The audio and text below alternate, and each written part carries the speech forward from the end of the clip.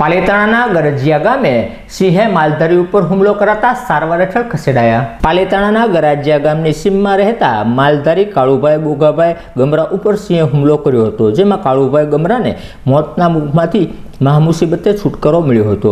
આ સિંહના હુમલામાં કાળુભાઈ ગમરાને ગંભીર ઈજાઓ થતાં તેમને સારવારથી ખસેડવામાં આવ્યા હતા। આ હુમલાના પગલે વન વિભાગે વિડીયોના આધારે તપાસ હાથ ધરી।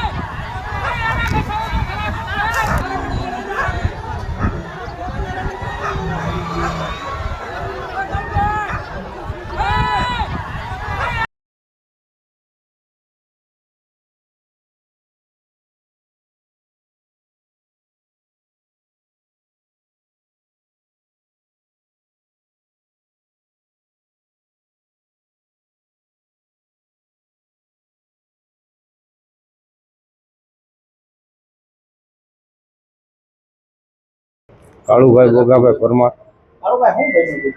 હું સવારમાં 8:30 મારી ગાયને નીંદ નાખવા માટે જતો હતો, એટલે સિંહ આમ બેઠો હતો બજારમાં, તેથી હતરંગ મારી દીધો, મારી ઉપર હુમલો કર્યો।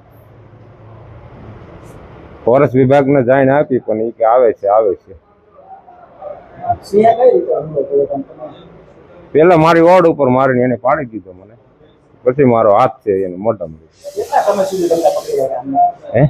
કેટલા સમય સુધી સિંહે તમને પકડી રાખ્યા હતા? લગભગ અડધી કલાક પકડી રાખી। તમે બચાવ કઈ રીતના કર્યો તમારો? પછી મેં એને આમ ખંજવાળ્યો, બરોબર છે, એટલે એને મારો હાથ ઢીલો મૂક્યો, એટલે મેં હાથ કાઢી દીધો। પછી મારી ગાય પાછળ સીધો ત્યાં ગયો ઝીપડાની અંદર।